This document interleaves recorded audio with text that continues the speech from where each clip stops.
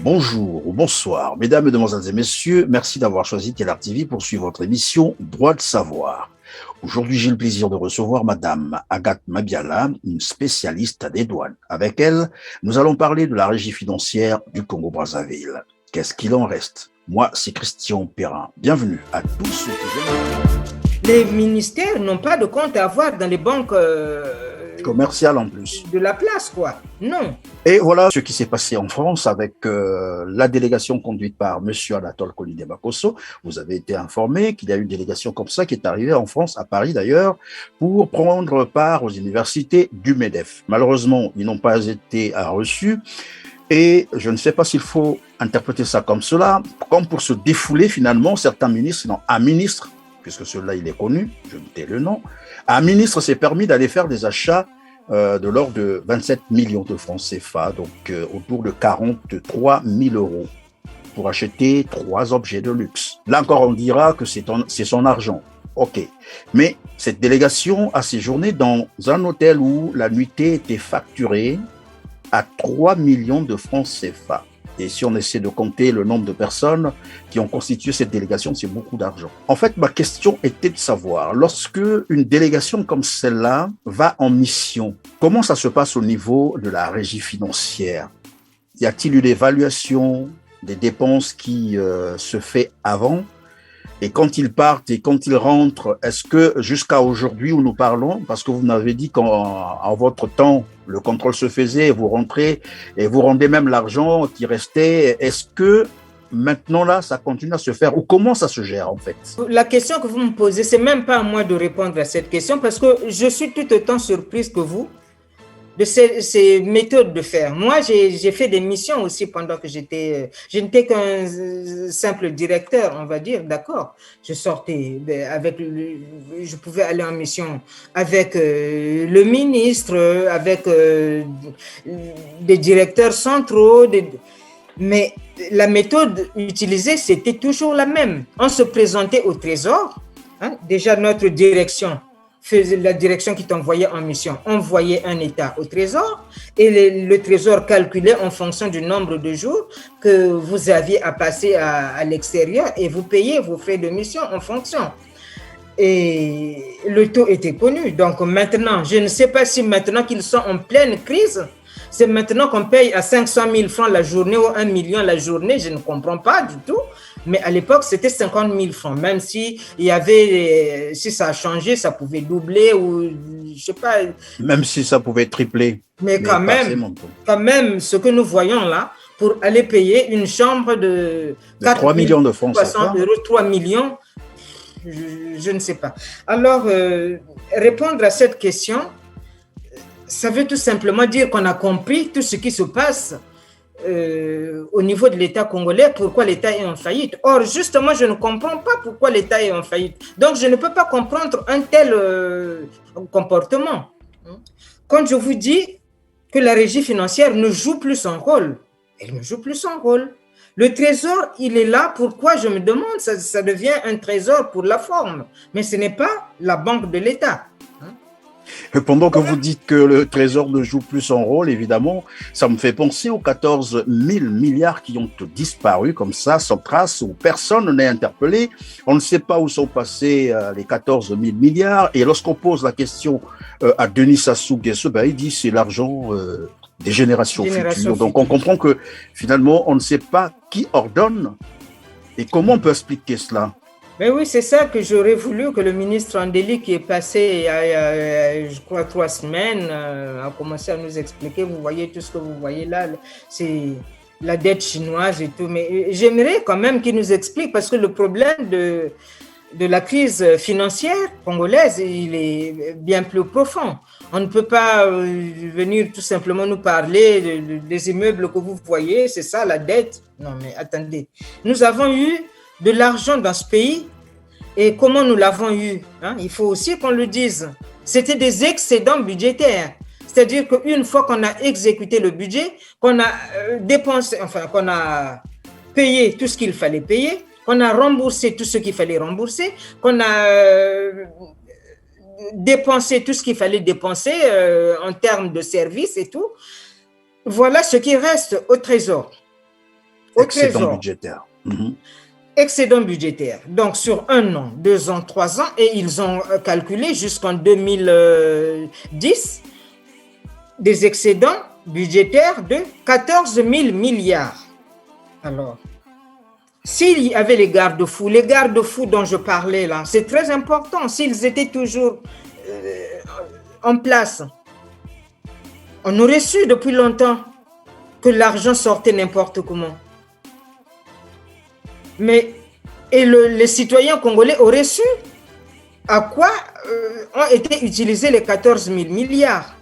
Mais si les Congolais continuent à se poser la question, jusqu'à nous autres qui sommes dans la régie financière, qui connaissons le fonctionnement, comment ça fonctionne? Mais comment un excédent budgétaire peut-il être utilisé? À quoi? Puisqu'on a dit que c'est l'argent des générations futures. Qu'est-ce qui leur donne encore le droit d'aller utiliser cet argent? Et c'est quand même 14 000 milliards. C'est pas 14 000, 7 ans. C'est 14 000 milliards. C'est quoi? C'est 7 ans de budget. 5 années de budget. Voilà. Parce qu'à l'époque, le budget, c'était à peu près 3 000 milliards. 3 000 milliards. Donc, on est à 5 années de budget. Donc, dilapidé, parti comme ça dans les airs, et les Congolais n'ont pas le droit de savoir. Mais si, on a le droit de savoir à quoi cet argent a été utilisé. Surtout que nous sommes sans eau, sans électricité, sans hôpitaux, sans école. Mais 14 000 milliards, j'ai essayé de calculer en fonction des tableaux que j'ai reçus. Ça fait à peu près une prise en charge de 3 000 jeunes des générations futures. Et si on prend en charge 3 000 jeunes, ça veut dire quoi? C'est 4 millions 500 par jeune.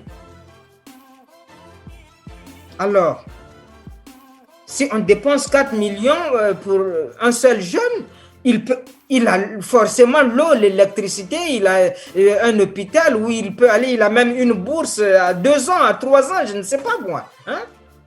C'est beaucoup d'argent. Et il peut même entreprendre, oui. Ces jeunes qui se sont vus spolier leur argent, ils peuvent porter plainte à la justice. Oui. Chaque Congolais devrait porter plainte. Ils sont petits ou ils ne sont pas encore nés. Voilà. S'ils ont 2 ans, ils ont des parents, ils sont mineurs, leurs parents vont porter plainte. Au moins pour prendre date. Ce qui va suivre, elle est politique. Vous avez suivi, je crois, à travers les médias internationaux. Alors, M. Denis Sassou Nguesso était en visite médicale, dirait-on, en Suisse, où il a passé pratiquement 3 semaines en train de faire une batterie des examens médicaux. Alors, quand il est parti de là, il a en fait loué un avion pour partir de Zurich à Brazzaville. Et cet avion lui a coûté 2 milliards de francs CFA. Ce vol, j'allais dire pas l'avion, le vol, lui a coûté 2 milliards de francs CFA. Alors nous sommes en pleine période de crise. Et c'est dans ce même moment que le Congo est en train de vouloir convaincre les institutions financières internationales. 2 milliards de francs CFA pour un vol qui part de Zurich à Brazzaville. Quelle analyse faites-vous de cette attitude, par exemple? Un pays en crise en plus. L'analyse que je fais, elle est toute simple. Moi, je déduis tout simplement que les autorités congolaises se moquent tout simplement des citoyens congolais. Il n'y a pas de crise. Donc, il n'y a pas de crise. Donc, ils nous affament exprès. Ils ne payent pas les retraites exprès, juste pour nous faire souffrir. Parce que si on peut payer rien que pour louer un avion, rien que pour le retour d'ailleurs, on peut donner 2 milliards pour le retour. Je me demande combien il a payé pour l'aller, peut-être autant aussi. Et il n'est pas allé seul. On a vu aussi sa femme. Je crois qu'ils n'étaient pas ensemble. Sa femme était partie avant, donc on a loué aussi probablement le vol pour emmener sa femme. Je pense que nous ne sommes pas en crise. Tout ça, si on compte tout ça et les frais de mission qu'on a payés à tout l'équipage qu'il avait, nous arriverons probablement à 10 milliards. Et la prise en charge d'ailleurs, clinique. Oui, voilà, la prise en charge. Déjà, on sait ce que ça vaut, les hôpitaux en Occident. Alors, nous arriverons à dépasser les 10 milliards et nous savons que la pension des retraités, le ministre Andeli venait de le dire il n'y a pas longtemps, que ce n'était plus 11 milliards, mais c'est plutôt 8 milliards. On a rectifié, Mais alors, il y a de quoi déjà payer au moins un mois de pension aux retraités. Hein? Attends, je pense que quelque part, on se moque des Congolais. On se moque de la souffrance des Congolais. Moi, en tant que financière, je trouve que c'est des choses qui me dépassent.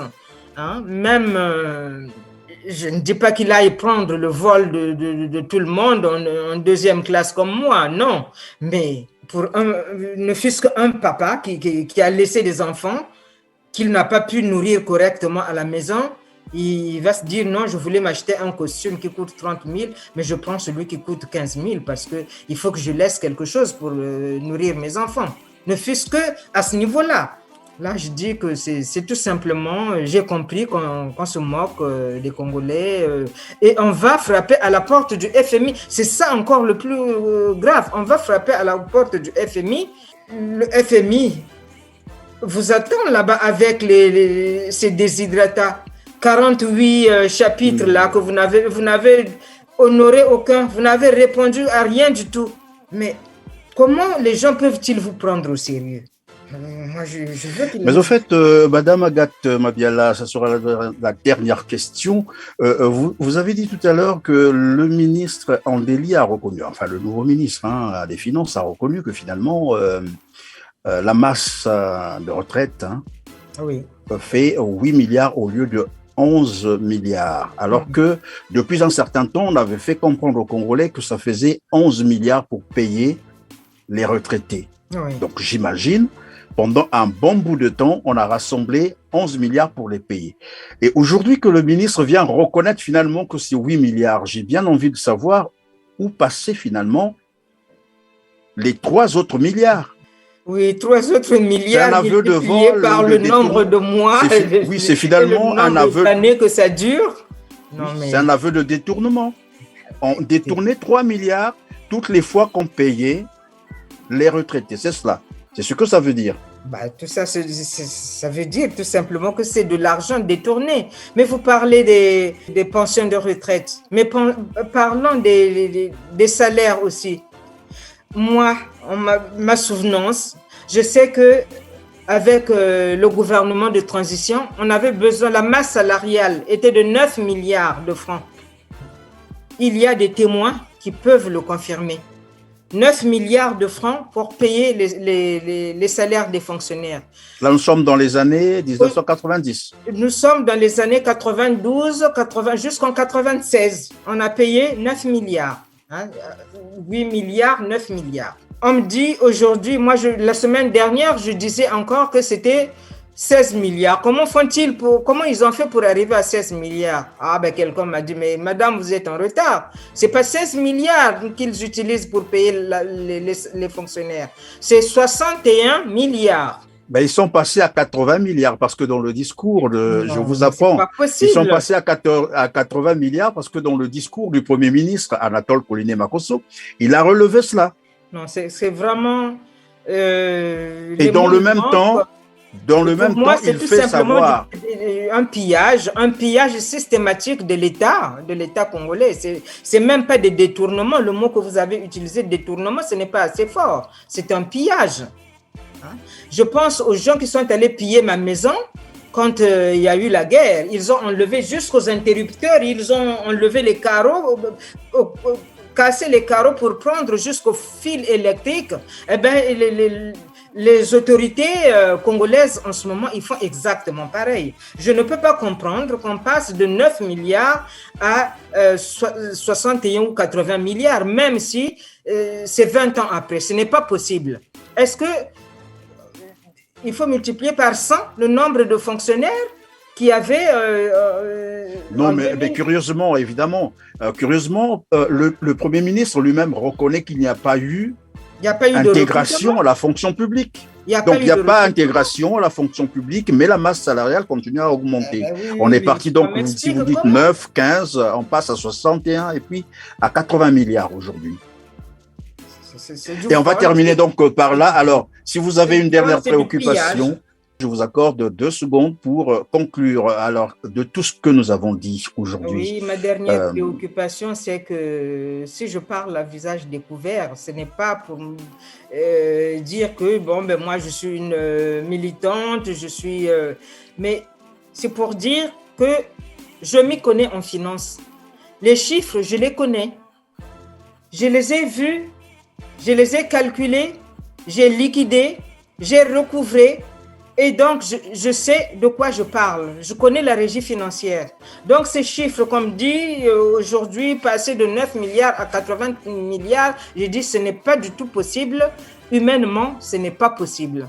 Donc, si je parle à visage découvert, c'est pour faire comprendre aux citoyens congolais qu'il faut que nous nous réveillons parce que on est en train de marcher tranquillement sur notre tête, de prendre tout ce que nous avons, et j'ai même appris qu'on vend des terres, mais on va nous laisser nus dans la rue parce que nous ne disons rien. Nous avons le droit de parler quand nous ne sommes pas d'accord de ce qui se fait.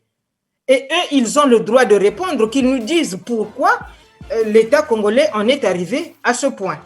Surtout que nous sommes sans école, que nous sommes sans médicaments, donc sans hôpitaux, que nous sommes sans eau, sans électricité. Sans électricité, nous ne pouvons donc pas entreprendre à défaut de ces biens de première nécessité. Alors, où allons-nous? Où veulent-ils nous emmener?